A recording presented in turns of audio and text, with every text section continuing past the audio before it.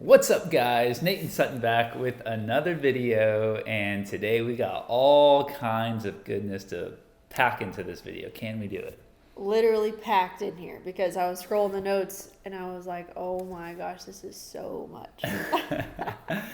Well, first things first is we just watched The Chosen, the first two episodes. They were so kind to let us get a sneak peek at the first two episodes, and it was awesome. Yeah, the first two seasons were awesome. We've been just waiting for this for season 3 to come out, and it finally did. So I would say that my favorite part of watching the episodes, there's just so much to be learned.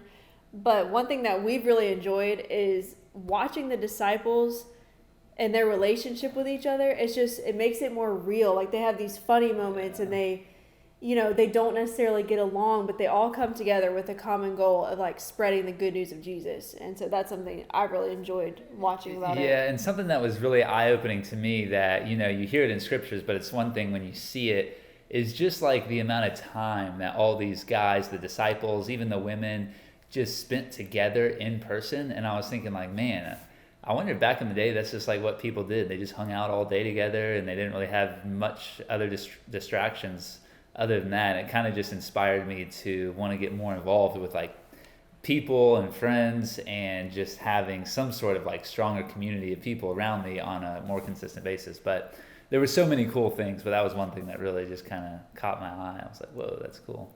Yeah, and we'll talk about that later in the video, but for now, we gotta jump into these notes because we got a long way to go.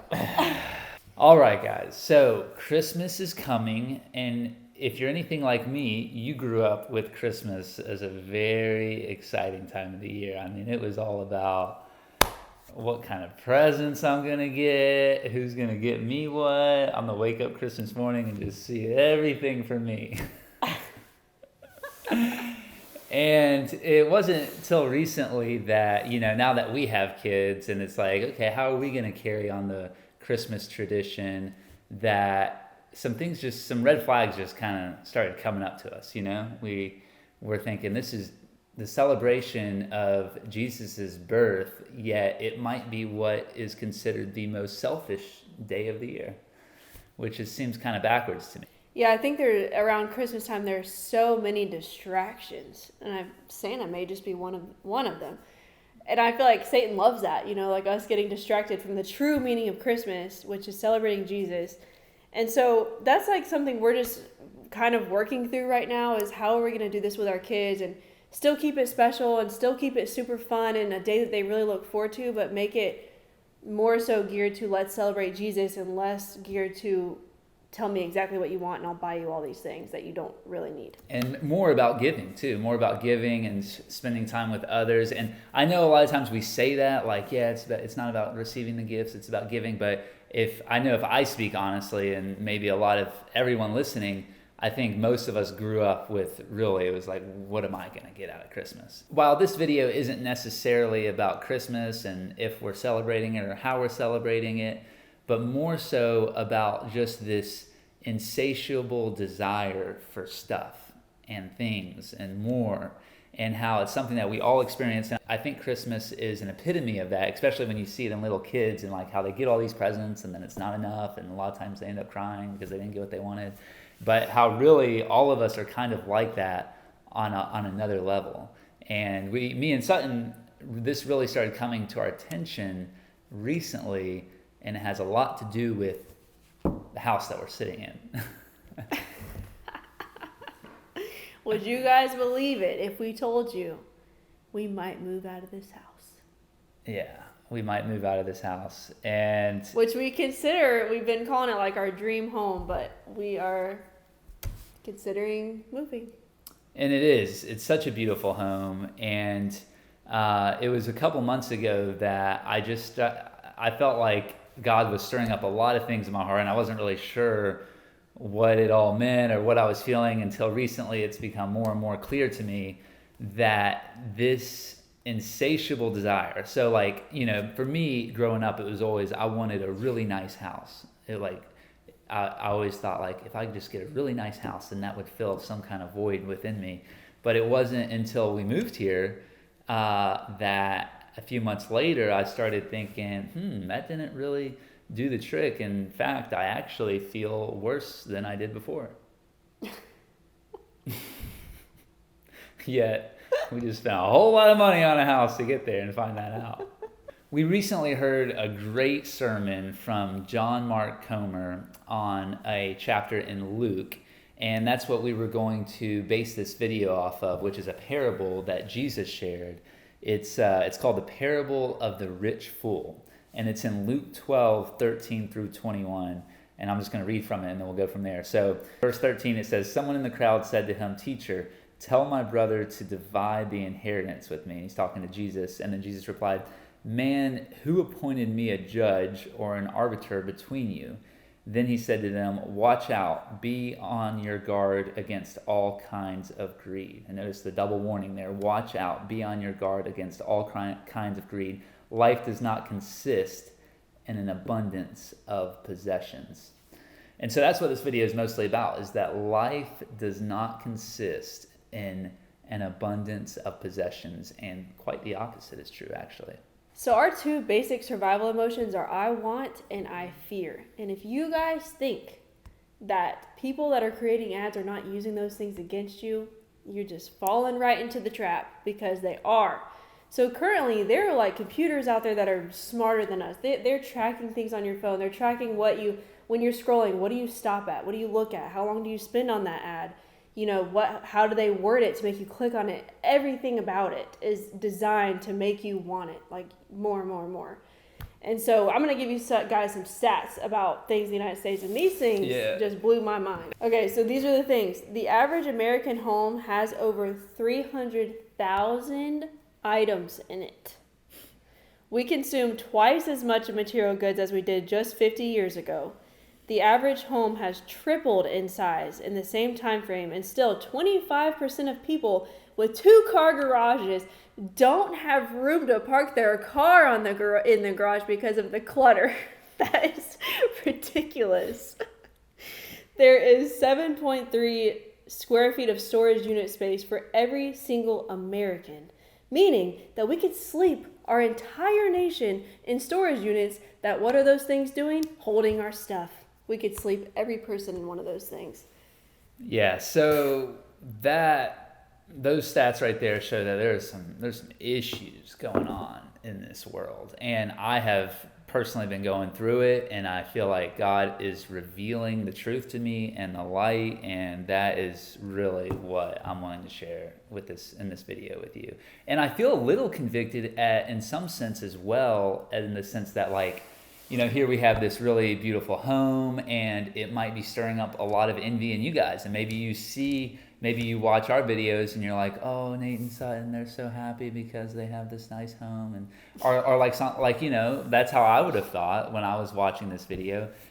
And so it's just so crazy that this world that we live in and the lies that are being taught to us, these computers are throwing in our face, really just manipulating us into believing that possessions and more this, more that is going to bring some kind of fulfillment when it's really not. And that's the point of this video, you know, is as I look over mine and Sutton's relationship, you know, we got married almost 7 years ago.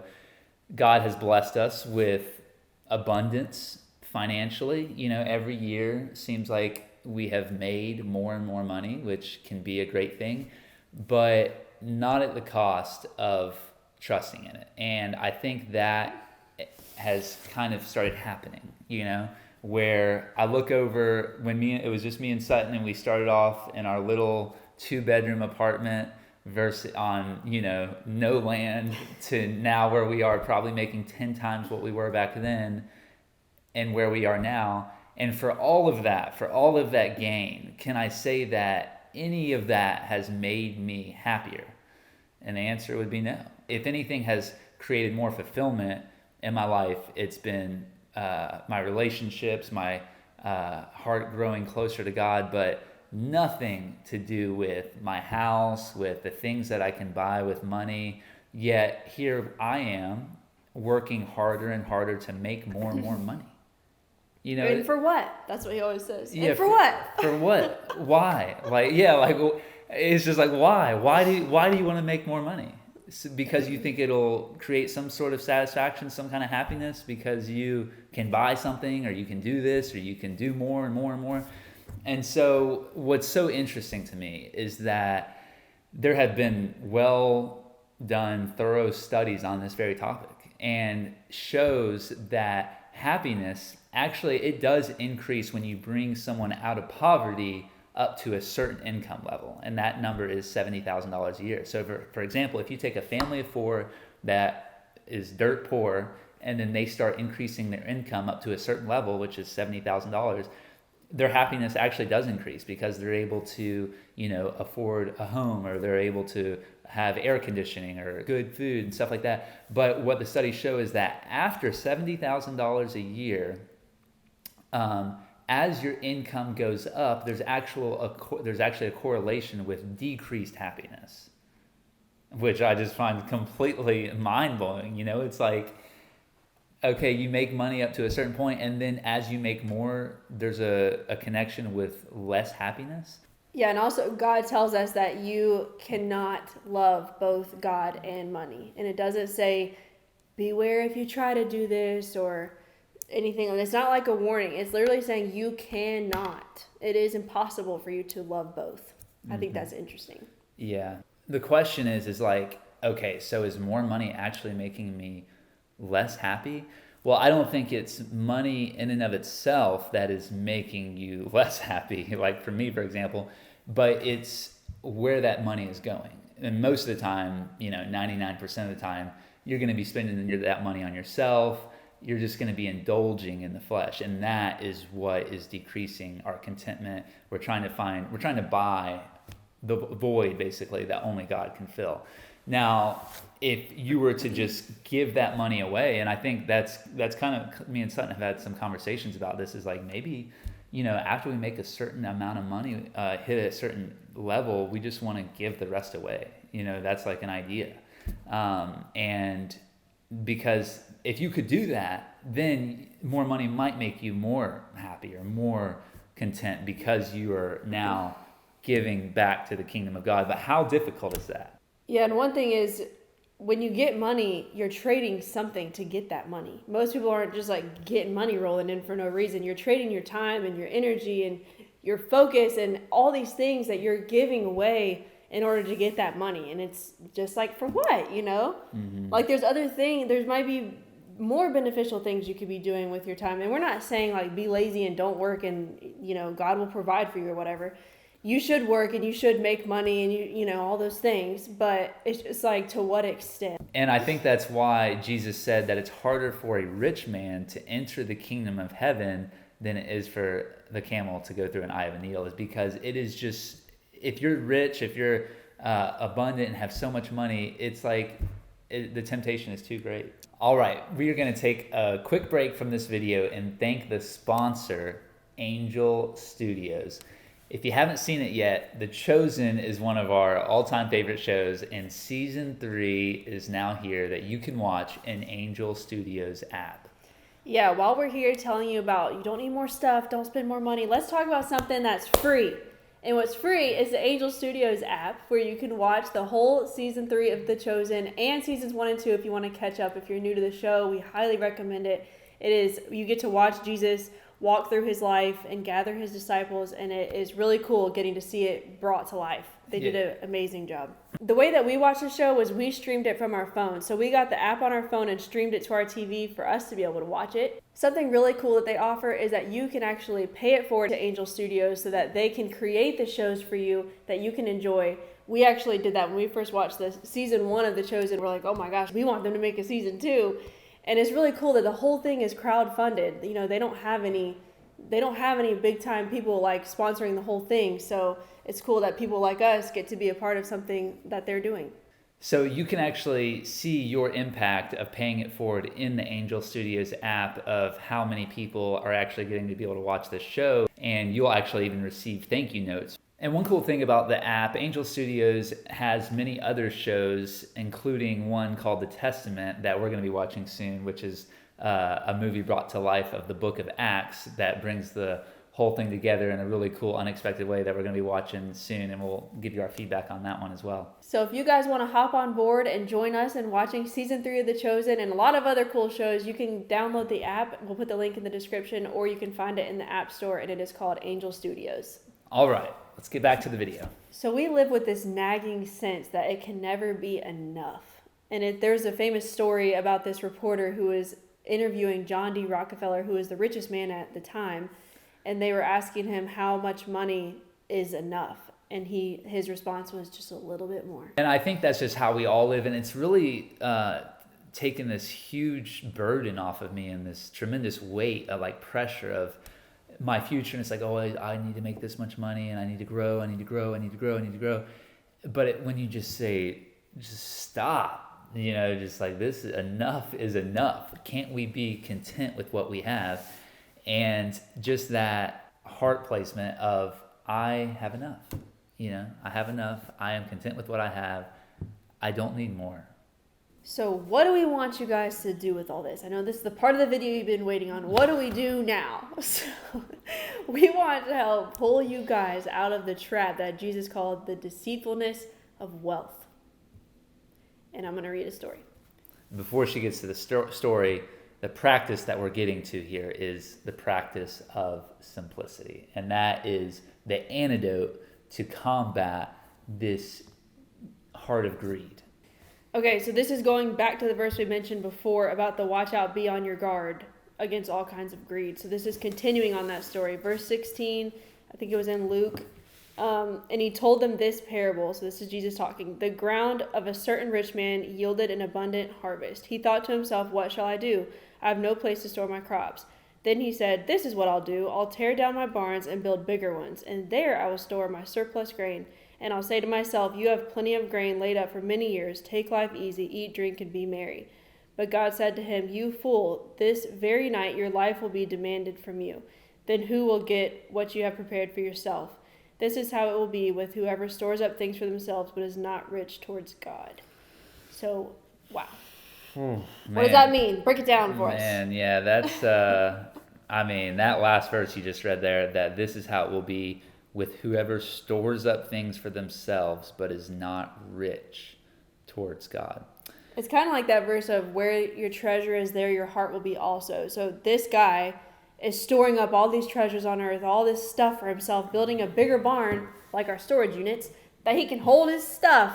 And so Jesus is saying, like, if something happens to you, who's going to get all that stuff? You can't bring it with you if you're going to heaven. I don't think this is, or maybe it is, but I think Jesus' main point here is that the good life is not found in a surplus of wealth or possessions, but being generous and giving towards God.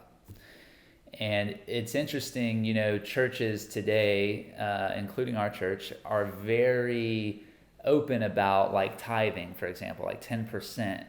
You give 10% away, and then whatever else you do with the rest is your business. And so this whole parable and this whole story and this whole way of thinking has really just opened my eyes to, what are we doing with that other 90%? And if God has blessed you with an abundance of wealth, should we be giving that away? And I feel like I've never really believed, like I've heard these verses, but I've never, maybe I just didn't want to believe them. And that verse, blessed, it's more blessed to give than receive. The Greek term there for blessed actually means happier. So it's more happier to give than to receive. And you would think Jesus, the creator of the universe, would know that. The notes on this video are just like a mile long. We're just cutting ourselves off. Let's get to the end of it. So the main point of this is simplicity. We want to give you guys some practices to practice simplicity. And they are to start some piles in your home. You're going to have a keep, a giveaway, a throwaway. Or recycle. Yeah, or recycle. And a weight pile. So the weight pile is basically you put what you don't know if you use or if you want it in a box, put it away for a month or two, and if you don't think about those things again, if you don't go to that box to get it out, you give it away. Wrap this video up. Please. We ready to wrap it up? To wrap this video up, I'll end it with another vision that I had, believe it or not. So I was doing some quiet time just yesterday, and I had this vision of sitting around our living room with some people and pulling a chair. Each person had a chair, and by making space in your life for God, it's like pulling a chair up for him. And I was actually in complete silence as I was doing this. This is one of the ways that I started doing my quiet time lately is before I even pray is to just sit in complete silence for, maybe 10, 15 minutes. And it is amazing. I highly recommend it. But that by creating that silence, it's like creating space. Or by opening up your schedule, it's creating space. And by opening up even your material world to have just space and not constantly trying to fill your voids with all this stuff, it's like pulling up a chair for God to sit in. And that vision just came to me as I was sitting there in God's presence, and so I was like, man, that's just so cool. How can we pull up a chair for God to sit in our everyday lives? And so that's what we're hoping that this practice of simplicity will do for y'all, what we've already seen it doing for us. And yes. Do you feel the weight come off of you? Do you have anything to say? I think we got enough. I think we've said enough. All right. All right, guys. We just feel like we had so much to share with y'all. We don't even know I feel like we were just making y'all drink from a fire hydrant.